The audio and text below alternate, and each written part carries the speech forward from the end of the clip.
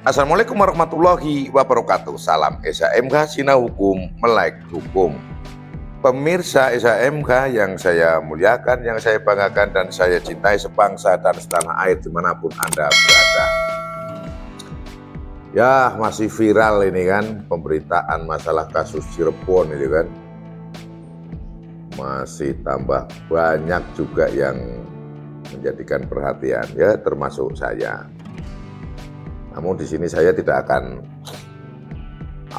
bersilang pendapat tentang proses hukum. Saya tidak akan, karena saya orang hukum, saya tahu gitu kan. Ya, apapun yang memang kalau sudah diputuskan oleh hukum, namanya hukum juga panglima kita, oleh pengadilan, mau tidak mau, suka tidak suka, itu. Kemudian kalau kemudian ada yang mengarang dan sebagainya, ada salah tangkap apa ini, saya pikir ya mau bagaimana lagi, memang hukumnya seperti itu. Faktanya juga dari dulu ada pengacaranya, ada advokatnya, nggak gugat pra peradilan juga kan. Jadi saya pikir itu ya benar sih, itu haknya, tapi kayaknya kalau dirasa itu ya, melihat pemberitaan kok ngomong kayak begitu dan ada pendampingnya, ada advokatnya, kemudian kok salah tangkap setelah keluar jadi napi, itu ya sulit dah, mau ngapain juga. Aturan hukumnya sudah seperti itu, sudah inkrah gitu kan. Kemudian ya udah, biar kalau itulah kan.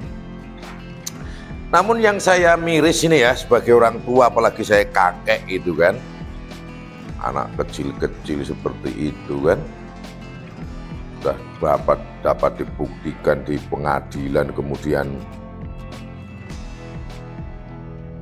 mendapatkan vonis itu,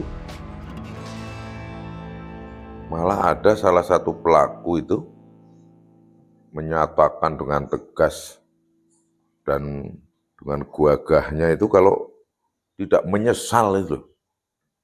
Wah, ini astagfirullahaladzim bener ini. Kok bisa itu loh membunuh orang itu sekaligus 2 orang itu tidak menyesal itu kan.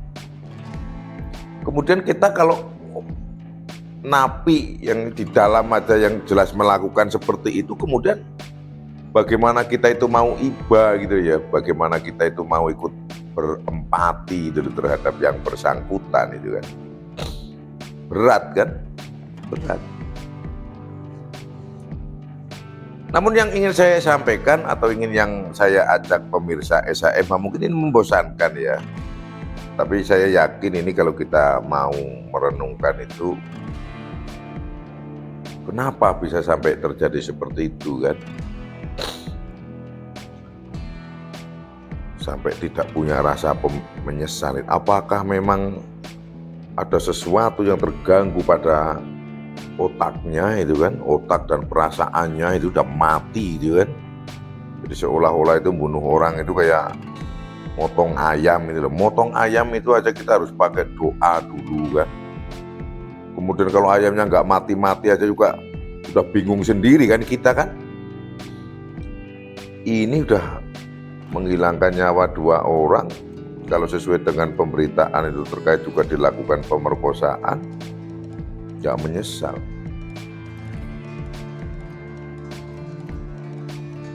Saya pikir ada sesuatu hal yang memang tidak benar ini di anak ini nih. Saya berharap ada semacam penelitian itu loh bagi orang-orang yang memang ada pada bidangnya, kriminolog gitu kan, yang bisa melakukan penelitian mungkin dari latar belakangnya apa. Kalau dari pemberitaan saya mengikuti di media sosial itu ada orang-orang yang bapak-bapak yang ngomong kalau anak-anak nongkrong masih kecil-kecil, anak-anak putus sekolah yang kadang bantu bapaknya bekerja itu kan, di seputaran situ gitu kan. Dan dia ngomong base camp-nya ada di sebelah sana gitu kan. Nah, kalau putus sekolah berarti kan memang SDM-nya ini kan. Berarti memang SDM-nya itu rendah gitu kan. SDM-nya rendah tidak sekolah, sehingga wawasannya itu tetap hanya itu aja. Kemudian dia ya karena SDM-nya rendah, ya pasti beda lah dengan yang memiliki SDM yang memadai ya. Mau dari cara ngomongnya, cara mentalnya. Memang kadang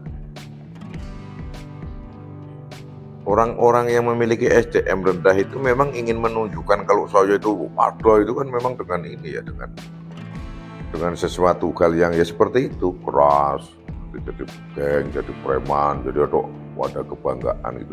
Namun rata-rata geng-geng itu pasti ada persoalan itu.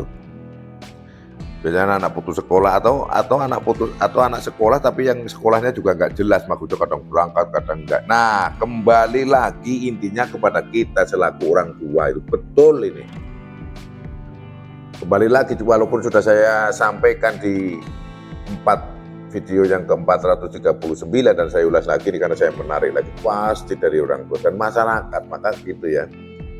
Masyarakat itu harus kalau orang Jawa itu ya open gitu loh, ya peduli gitu loh. Kalau melihat anak-anak kita itu nongkrong nggak jelas, masih kecil-kecil, masih SMP, masih sekolah, apalagi sudah beli minuman, itu kadang karena saking baiknya itu kan udahlah nanti tak daripada rame kalau saya ngomong, akhirnya nggak berani ngomong dengan alasan kebaikan itu. Padahal alasan kebaikan itu dengan tidak mau memberitahukan kepada orang tuanya, dengan tidak mau memberitahukan kepada gurunya, pihak sekolah, ya ini akan menjadi-jadi gitu kan, anak-anak itu. Memang kadang kalau di kampung ya, kalau di masyarakat memang serba salah, belum tentu nanti orang tuanya mau juga pada saat dibilangin, pada saat masih kecil, masih baru nongkrong-nongkrong, belum jadi geng yang sadis gitu ya.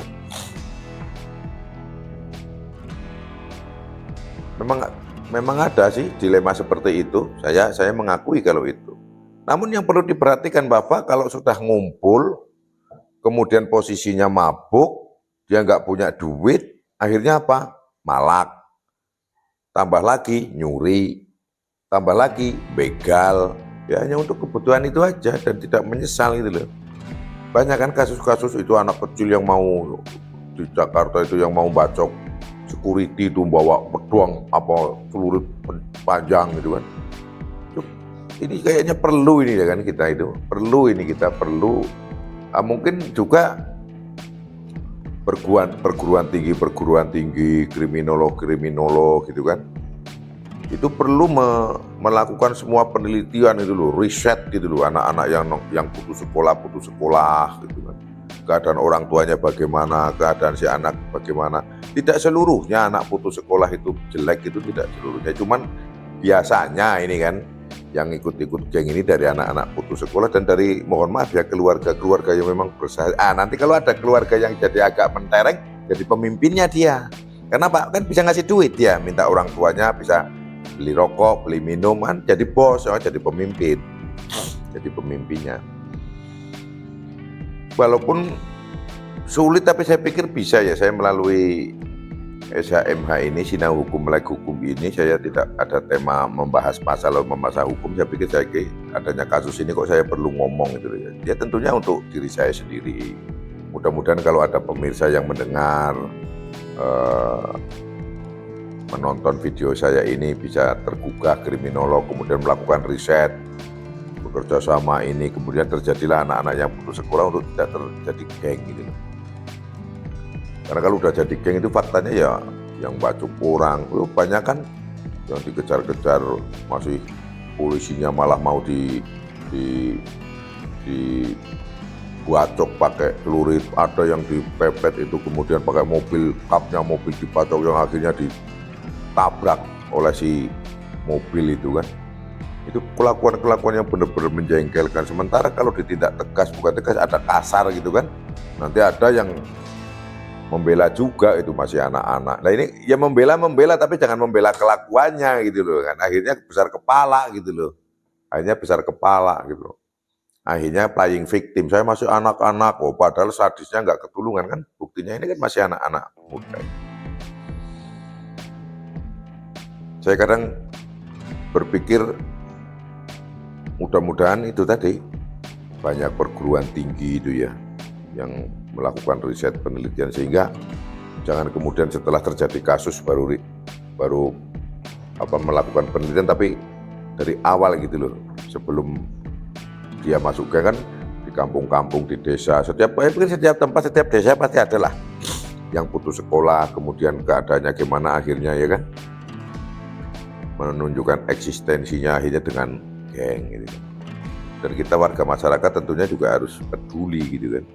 Kalau kira-kira ada kok kumpul-kumpul anak lebih dari 10 orang tiap malam begini kok hehehe malam itu, saya pikir juga perlu melaporkan paling tidak ke Pak RT, Pak RW itu, kepala duku, kepala kampung, atau kepada Pak Babin Kamtipmas, Babinsa, saya pikir harus disampaikan.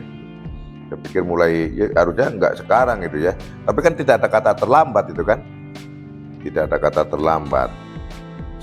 Saya pikir kita semua yang tua-tua ini pasti menginginkan lah punya generasi anak-anak kita yang bagus-bagus, yang bisa mengisi menjadi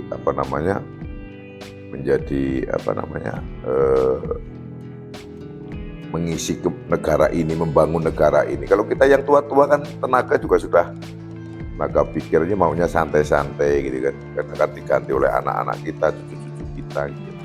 Jadi ini loh yang saya miris adalah napi pembunuhan yang mohon maaf ini ya, si V ini, almarhum V ini, ya kita turut berdoa dan mudah-mudahan arwahnya dan kedua korban dapat diterima di sisi Tuhan Yang Maha Kuasa.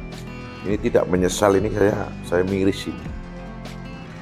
Kemudian kalau ditanya lagi mungkin kayak apa itu ya kalau orang tuanya itu dengar itu kan, Pak, ya pasti gimana ya kalau orang tua mendengar anaknya bunuh orang kok melakukan tidak menyesal itu ya.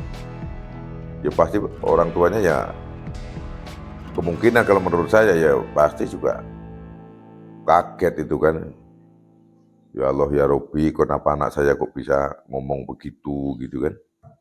Tapi sekali lagi hampir sama dengan yang di 439 video saya itu, kadang orang tuanya itu kalau sudah empat ngomongin anak ini akhirnya wah udahlah kalau pergi daripada barang semua pecah remuk itu kan, bapak ibunya dianiaya, dipukuli itu kan, akhirnya ya udahlah kalau daripada di rumah karena pergi aja nongkrong akhirnya seperti itu. Tapi akhirnya tambah masuk geng, begal, ngerampok, nggak punya duit, akhirnya cemburu dikit buas.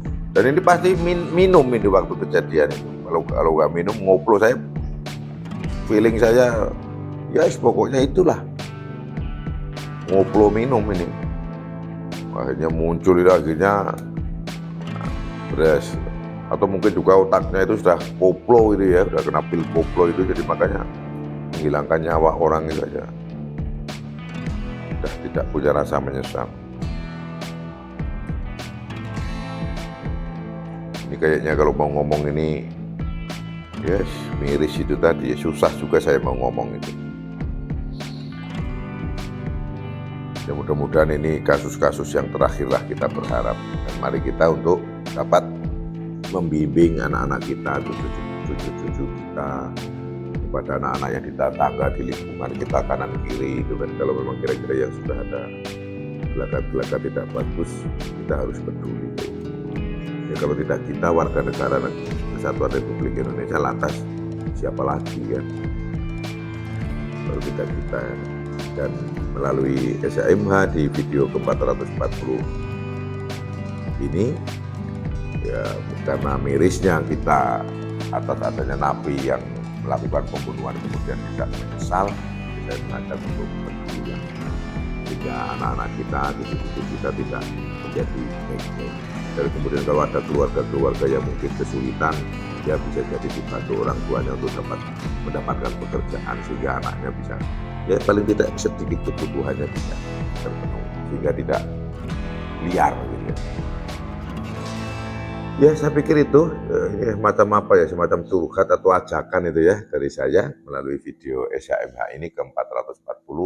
Semoga bermanfaat. Apabila ada kata dan kalimat saya yang salah atau keliru, mohon dimaafkan dan dimaklumi. Tonton seluruh video SAMH. Salam SAMH, Sinah Hukum, Melek Hukum. Wassalamualaikum warahmatullahi wabarakatuh. Terima kasih.